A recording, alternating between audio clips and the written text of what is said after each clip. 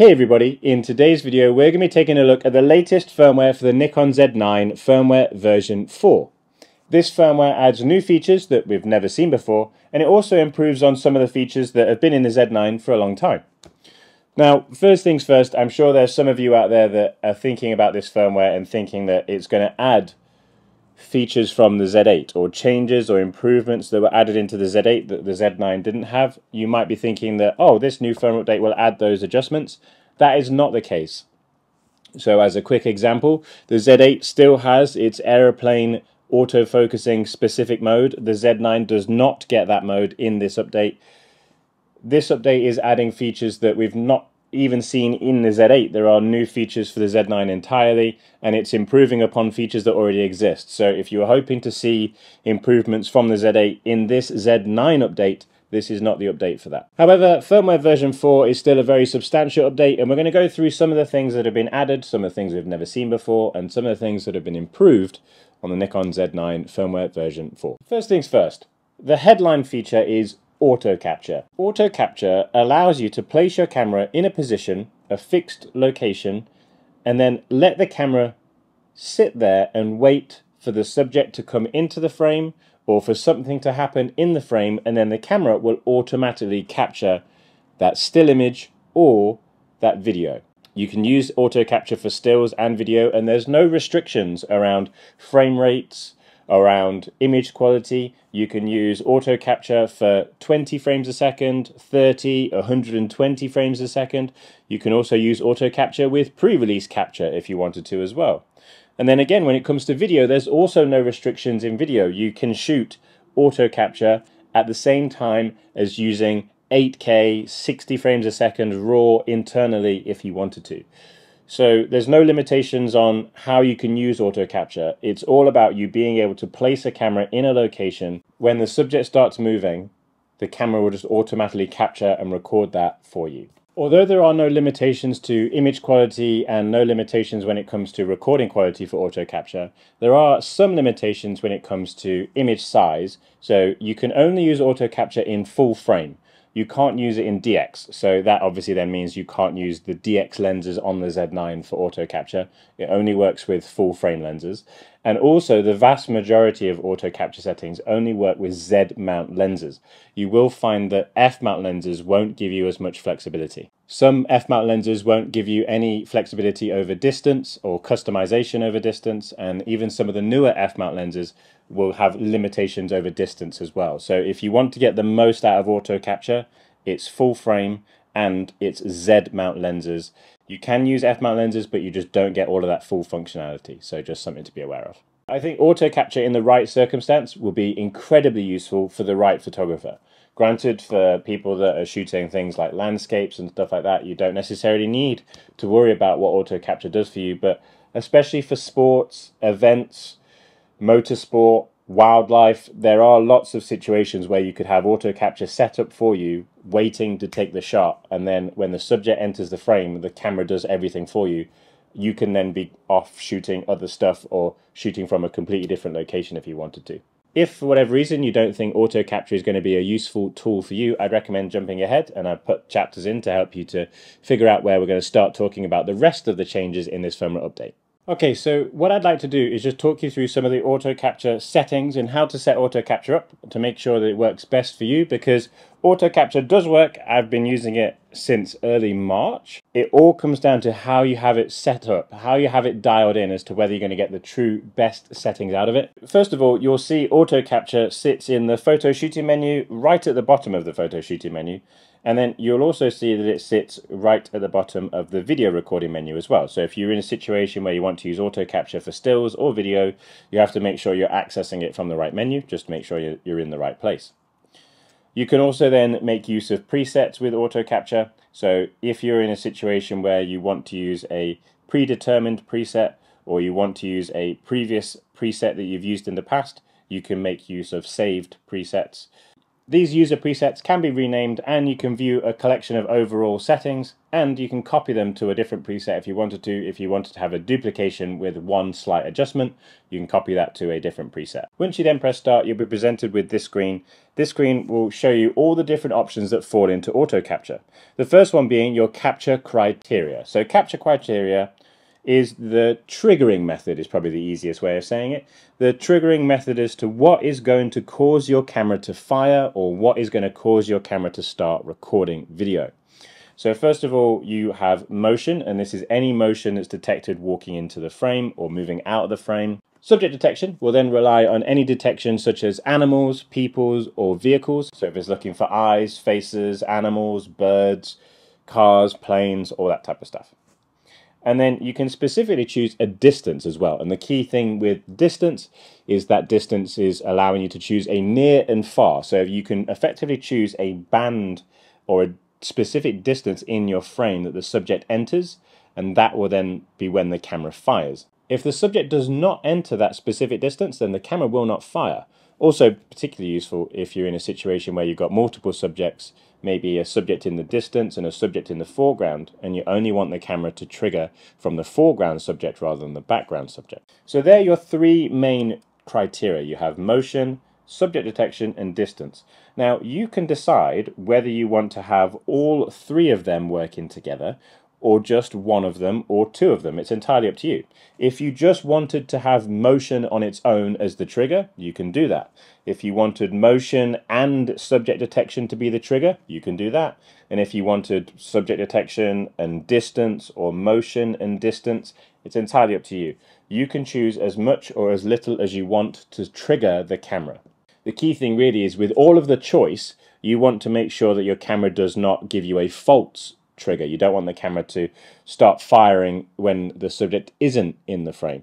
And there are some circumstances where that might happen, and it all comes down to what your settings are to make sure that you get the best out of it. So if you choose motion specifically, that then allows you to access the advanced motion settings. So the advanced motion settings will allow you to set the speed of your subject.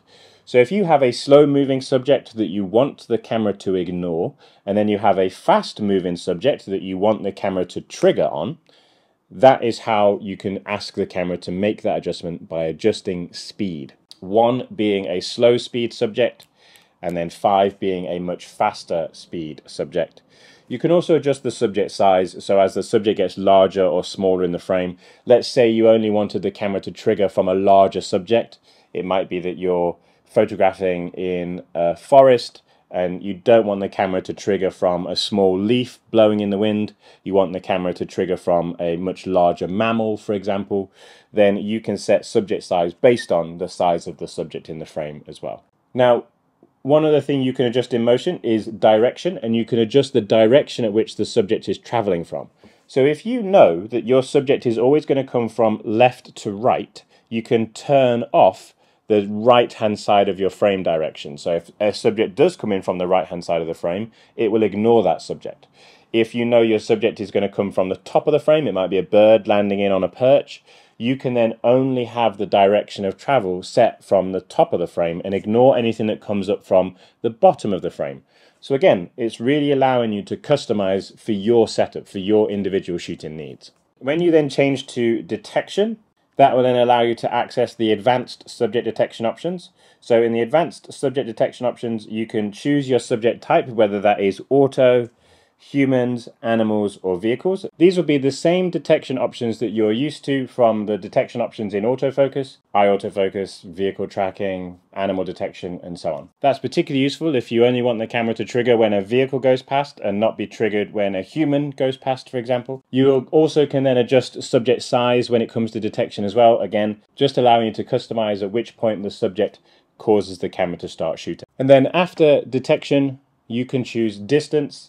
Distance allows you to choose a near and far distance. If your subject was going to enter your frame between 3 and 5 meters away from you, and you don't want the camera to trigger on anything in front of 3 meters, and you don't want the camera to trigger on anything beyond 5 meters, you can dial that near and far trigger point. The camera will then show you where that subject is going to be in your frame, where it's going to focus, where it's going to trigger. You then have what's called target area. Now, target area is a really, really cool setting. Target area only becomes available if your focusing mode is set to auto area, which is what I'd recommend anyway. You can turn off specific focusing points. So if you wanted to have a subject that was going to be moving through the middle of your frame, and you knew that on the left or the right hand side of your frame there was movement in trees, or there might even be other subjects, you can actually deactivate the focusing points anywhere in the frame that you don't want the camera to focus on. Even if it's the other way around, if the subject is on the left hand side of the frame and you don't want the camera to trigger on anything in the middle or the right hand side of the frame, you can deactivate those required points, and the camera will only trigger and only use the focusing points that you have asked for when it comes to you choosing your target area. And then finally, you have a recording time. This is incredibly important to make sure that your camera just doesn't start shooting forever and giving you thousands and thousands of images. You can set a specific recording time. Let's say the camera triggers and then you want it to shoot for 2 seconds. It then gives you 2 seconds worth of 20 frames a second, or 2 seconds worth of 4K at 120 frames a second. It's entirely up to you. You can choose 2 seconds, 3 seconds, 10 seconds. It's entirely up to you how long you want the camera to shoot for once it's been triggered. It's really important that you get this period of time correct, because you might not shoot for long enough. You might shoot too long and then get more images than you need and run out of memory card space. So it's important to know how long the subject is going to be in the frame, or how long you want the camera to shoot for, to give you the images that you want. Once the camera is shot for that period of time, it will then start shooting again if it's triggered again. It goes back into waiting to see if it's triggered again, and then as soon as it's triggered, it will start shooting again. But you might want to put in a wait time or a wait period before the camera starts shooting again. You don't necessarily want to end up with thousands of pictures of the same subject in the same position. You might want to wait for the subject to move. So you can then build in a wait time. Again, this can be a couple of seconds, 1 or 2 seconds. It can also then go much higher up into minutes if you wanted it to as well. Once you've dialed all those settings in, if you want to test those settings to make sure that the camera is going to trigger when the subject enters your frame or when the subject arrives, you press next, and it will then show you, using the focusing points, where it's looking in the frame and what's going to cause the camera to trigger. Once you're happy with everything you've set up, you then press your red record button. It will then start, and it will sit there in auto capture mode waiting for the subject to arrive. So I hope that you found that overview of the settings and some of my experiences with auto capture useful. As I talked about there, is making sure you have the settings dialed in correctly for your use case and your circumstance, and that should then what allows auto capture to be really nice and reliable for the way that you want it to work. Now obviously auto capture relies on you leaving the camera in a fixed position for a long extended period of time, and some of you might then think to yourself, well, what does that mean for battery life? So the official figures for battery life and auto capture, if it's the Z9 with its own internal battery and nothing else, you're in a situation where you could rely on auto capture and leave auto capture to its own devices for about 4.5 hours. Just over 4.5 hours is what you'll expect to get out of the battery life. Obviously that's going to vary as it starts shooting, as it starts recording, but around 4.5 hours is a good time to keep in the back of your mind if you're just going to leave your Z9 with its dedicated battery. If you need longer than that 4.5 hours, you can extend that time using a battery pack. So if you have a battery pack or a power bank that you plug into the USB-C port, that will then allow you to use auto capture for anything from 10 to 13 hours depending on the size of the power bank that you want to try and use. This again is all kind of going to come down to your use case, how long you need to leave a camera in a fixed position. If you use an even larger power bank, you could get power banks that will let the Z9 sit there and use auto capture for over 20 hours. So it all just comes down to how much power you're willing to put through that USB-C port and how big of a power bank you can leave the Z9 attached to. In some situations, you might be able to leave the Z9 connected to a mains power from a mains USB-C plug. But it just again comes down to the circumstance that your Z9 is going to be placed in. So what we're going to do now is run through some of the other important changes to Firmware 4 when it comes to the Nikon Z9. Can we please just have a moment of appreciation for the return of exposure delay mode? Exposure delay mode has been an option that's been available in Nikon cameras for an awful long time. And for whatever reason, Nikon decided to remove it from the Z9, and it's also not even in the Z8. However, exposure delay mode is now back. Firmware 4 adds exposure delay mode back into the Z9. I am incredibly thankful for that exposure delay mode. For those of you that are unaware, exposure delay mode is effectively a replacement for a remote or a shutter release or a shutter delay. You can effectively dial in 3 seconds after you press the shutter button, and the camera will sit there and wait and then fire that 3 seconds after, gets rid of any shake or camera shake or motion that you may have added to the camera when you are pressing your shutter button. Really useful for long exposure, landscape, architecture, macro photography. This is one of the things that I mentioned when the Z9 first launched, that it didn't have an exposure delay mode, and I'm very happy to report that exposure delay mode is back. The next big important improvement revolves around video, and that is new lower ISOs when it comes to N-Log and log recording. So previously with log recording, you only had a minimum ISO of 800 ISO. You always fixed that 800 ISO. You could go higher, but you could never go lower. That was the base ISO for log. We now have 2 low ISO options, so you have low 1 and low 2, and they will effectively give you the benefit of being able to shoot at a lower ISO while still recording as a log profile. Low 1 and low 2, the effective ISO of ISO 400 and then ISO 200. These will then also shift your dynamic range towards the shadows of your frame rather than towards your highlights.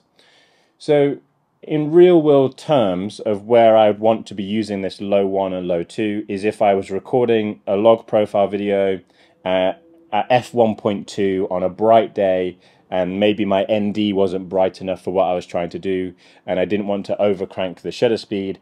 I could then be in a situation where I could drop the ISO down to low 1 or low 2. There might be a situation where I want to just try and preserve as much detail in the highlights as possible, so therefore I'm exposing for the highlights, which might give me deeper shadows, and in that instance I can then rely on the increased dynamic range in shadows to try and bring those shadows up to the correct exposure in grading and editing after the fact. So low 1 and low 2 will work slightly differently to what you're used to when it comes to grading just base ISO 100 log profiles, but they should be an advantage to you when you need to use them. High-res zoom, which was a feature that was added a couple of firmware updates ago, has had a couple of improvements around how the zoom transitions from near to far, and you can change that speed. Rather than it just being 3 stops of speed, now you have greater control over speed with a -5 to a +5, so you can really fine-tune the speed of high-res zoom for those of you that use it.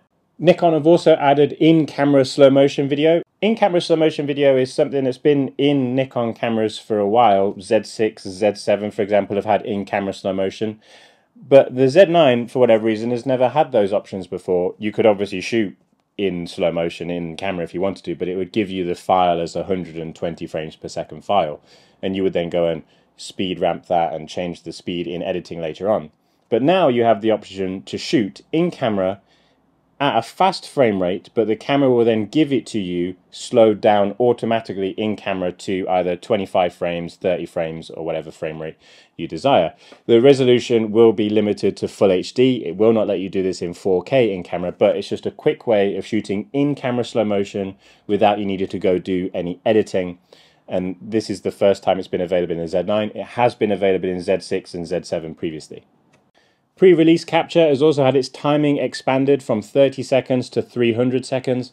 Previously, if you were using pre-release capture, you could push and hold your AF on button and it would keep a rolling buffer for 30 seconds at a time, and you could obviously choose when you wanted to shoot in that time. That 30 seconds has now been improved to 300 seconds, giving you a lot more flexibility in terms of waiting for the exact shot that you want to take. It will still only give you that 1 second before you've pressed the shutter button. It's not going to give you the full 300 seconds before you've pressed the shutter button, but it does mean that you can have lots more control over using pre-release and not worrying about the pre-release ending before your subject has actually started moving. There are also new shutter sounds. Obviously, shutter sounds have been something that a lot of people have been talking about ever since Nikon Japan released a video of a cat meowing as the shutter sound, and no, that's not added in this update, unfortunately, but there are new custom shutter sounds that have been added, so you can customize what your camera sounds like if you don't like the existing sound. I will roll through some of the examples and let you listen to them.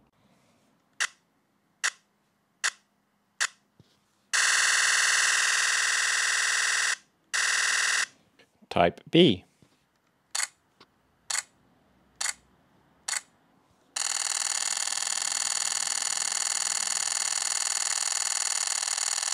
Type C.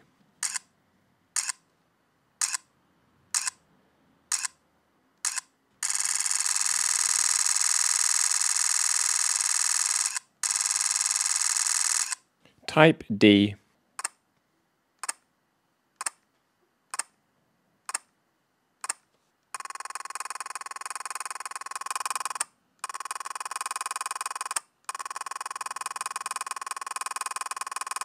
Type E.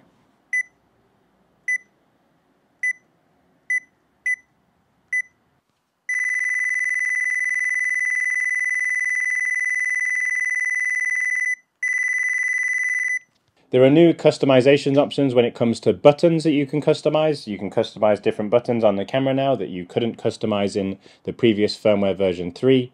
And also there are new options that you can add to buttons now as well. Things like exposure delay mode that we talked about previously, and also a new one which is pretty interesting, which is eye switching. Previously you had to eye switch just using the left and right on the directional pad, and now you can assign eye switching to a function button, whether that's function 1 or function 2. Particularly useful for those of you that shoot portraiture or events and you don't want to take your thumb away from your AF on button when you want to switch between eyes of your subject. Having that on a function button means you can do that from the front of the camera instead of having to do it from the back of the camera. And finally, you can also now see the true distance, or see a true distance gauge on the manual focusing ring. This is something that I've been wanting to see in Z mount cameras for a long time, so I'm really happy to see that we can finally do that in the Z9. I will still say that you can use the display on the lenses that have the display, like the 24-70 and so on. But if you have a lens that doesn't have a display on the top of the lens and you still want to see the distance, you will now be able to see that above the manual focusing bar on the back of the camera, which I find really useful for those situations where I am manual focusing. There are obviously also lots of other smaller changes that are difficult to show you in this video. Things like improvements to 3D tracking, especially when following smaller subjects in the frame. It does seem to pick up subjects even at greater distances away, which is always a useful feature for small birds in flight. And there are also lots of improvements when it comes to FTP transferring, and also software related improvements as well. But hopefully the run through that I've given you in this video has given you a good understanding about some of the changes. If you have any questions about anything that we've gone through today, please do let me know in the comments below. And as always, thank you so much for watching, and I'm sure I will see you all very soon. Thank you all so much for watching. Goodbye.